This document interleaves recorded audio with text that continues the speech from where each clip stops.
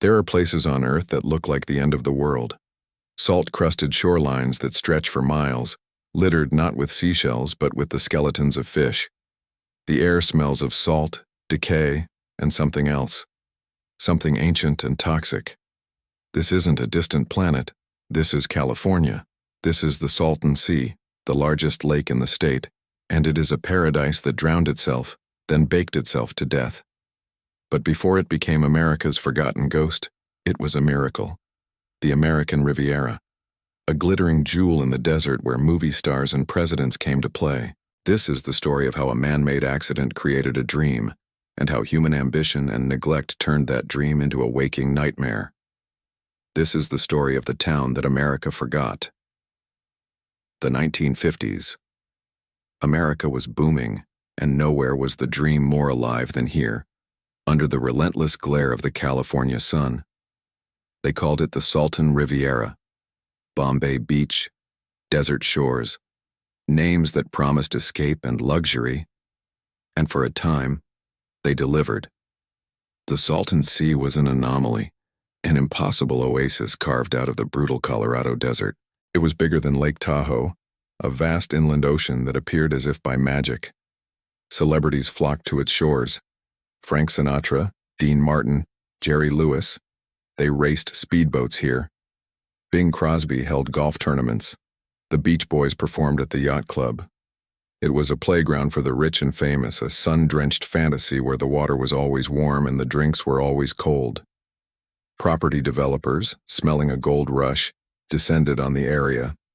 They carved out communities from the dust, promising a waterfront paradise. Salton City was planned to be the next Palm Springs, a sprawling metropolis with schools, shopping centers, and thousands of homes. Billboards sprung up along the highways, showing smiling families on pristine beaches. A new era of golden living, one of them read. People bought the dream, sight unseen. They poured their life savings into plots of land that they believed would one day overlook a bustling, vibrant sea. For a brief, shining moment, it seemed like they had made the right bet. The sea was teeming with life.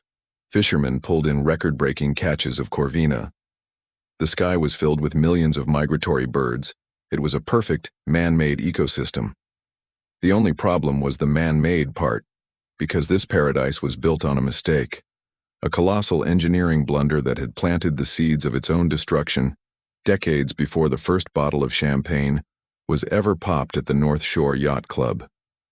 The story begins not with a plan, but with a catastrophe. 1905.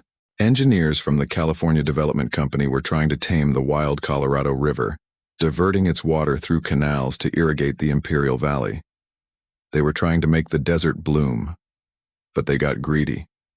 They cut a new opening in the riverbank, a shortcut to get more water, faster. They didn't reinforce it properly, and the river, an untamable force of nature, did what it has always done. It fought back.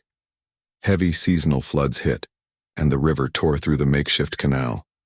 It wasn't a leak, it was a deluge. The entire volume of the Colorado River changed course. For 2 agonizing years it poured unchecked into the Salton Sink, a dry desert basin 235 feet below sea level.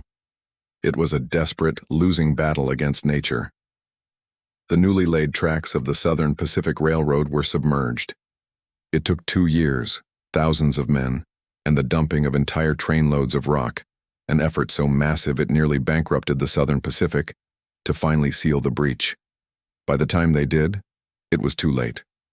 They had created a monster. A new sea 45 miles long and 20 miles wide shimmered where there was once only cracked earth. The Salton Sea was born, an accident, a beautiful, terrifying accident. But for the next 50 years, the accident seemed like a blessing. The problem with most desert lakes is their enderheik, meaning water flows in, but doesn't flow out. The only way water leaves is through evaporation, which concentrates the salts. Initially, the Salton Sea was mostly fresh water. To keep it alive, and to dispose of agricultural wastewater, the farms of the Imperial Valley began to drain their runoff directly into the new sea. It seemed like a perfect solution.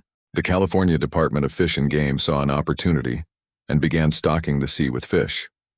The fish didn't just survive, they thrived.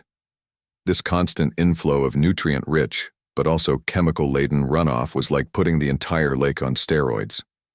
But nobody was paying attention to the fine print of their deal with nature. The Salton Sea had a fatal design flaw: no outlet. Every day, tons of salt from agricultural runoff poured into the lake. And every day, the desert sun evaporated the water, leaving the salt behind. The sea was slowly getting saltier. At the same time, fertilizers from the farms caused massive algae blooms. The perfect ecosystem was a chemical soup, a ticking time bomb. Scientists knew it. As early as the 1960s, they warned that the sea's rising salinity would eventually kill everything in it. They warned that the American Riviera was living on borrowed time. The warnings were ignored. The money was flowing. The developers were still selling the dream. The politicians made promises, commissioned studies, and then did nothing. The problem was too big, too expensive to fix. It was easier to just look away. But the sea didn't go away. It started to die, violently. It started with the smell, a rotten egg stench on hot days. Then came the fish die-offs. At first, a few hundred, then thousands. Then in the summer of 1999, the bomb went off. An estimated 7.6 million fish suffocated and washed ashore, forming a grotesque, shimmering belt of death that stretched for miles. The tourists stopped coming. The smell was unbearable. The beaches were now graveyards. The lakeside restaurants and hotels fell silent. The marinas, once packed with speedboats, became boneyards of rotting hulls. The dream was over. The value of those waterfront properties plummeted. People who had invested their life savings in a paradise now found themselves trapped in a post-apocalyptic wasteland. They couldn't sell. They couldn't leave. All they could do was watch as the sea they once loved turned into a monster at their doorstep. This is Bombay Beach. During the boom, this was a thriving resort town. Today, it's a living ghost town, a monument to a broken promise. The shoreline has receded hundreds of yards, leaving behind a toxic, salt-encrusted playa. The metal skeletons of abandoned piers jut out from the mud like skeletal fingers. The few dozen residents who remain live in a surreal landscape of decay. They are the holdouts, the survivors of an ecological collapse, forgotten people in a forgotten place. And the disaster is no longer confined to the water. As the sea shrinks, it exposes more of the lakebed. This isn't ordinary sand. It's a toxic dust, a fine powder laced with decades of agricultural chemicals, pesticides like DDT, arsenic, selenium. When the desert winds kick up, this dust is whipped into massive, choking clouds that blow into the surrounding communities. The children here have the highest rates of asthma in the state. They suffer from nosebleeds and respiratory illnesses. The dying sea is now poisoning the air itself. How did it come to this? The answer is a slow, grinding failure of foresight, of political will, of collective responsibility. A crucial turning point came in 2003, with an agreement that moved massive amounts of water from Imperial Valley farms to cities like San Diego. For decades, the runoff from these farms had been the sea's only lifeline. That agreement effectively turned off the tap. Everyone knew what would happen. The state of California promised to come up with a plan to save the sea by 2017. The deadline came and went. The state had done almost nothing. The multi-billion-dollar restoration plans were still just drawings on paper. The sea, deprived of its inflow, began to shrink faster than ever before. Its salinity is now more than twice that of the Pacific Ocean. Most of the fish are gone, and the birds that depend on them are disappearing too. The Salton Sea was once one of the most important avian habitats on the Pacific Flyway. Now it's a death trap.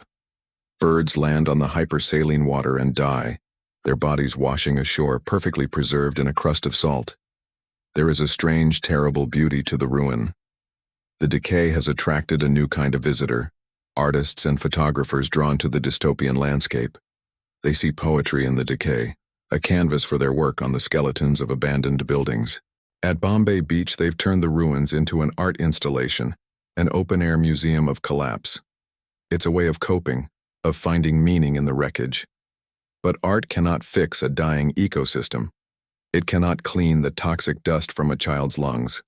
The story of the Salton Sea is a warning. It's a parable for the 21st century.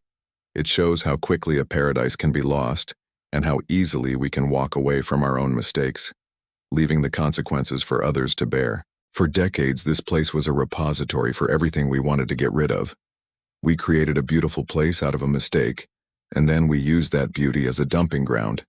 We privatized the profits from the land and the water, but we socialized the cost of its collapse, a cost paid by the poorest residents who live on its shores. There are still plans. There is still talk. Small projects are underway, but the scale of the problem is immense, and the pace of the response is glacial. For the people who still call this place home, hope is a finite resource, much like the water that once sustained them. They look out at the shrinking sea and are left to wonder, was the dream ever real? Or was it always just a mirage in the desert, destined to disappear? The Salton Sea is more than just a dead lake. It's a scar on the landscape of the American West, a silent, shimmering testament to the fact that sometimes, even in a land of dreams, the promises we make to ourselves and to the land are the first to be broken. If you found this story important, please like this video and subscribe to our channel for more deep dives into the forgotten corners of our world.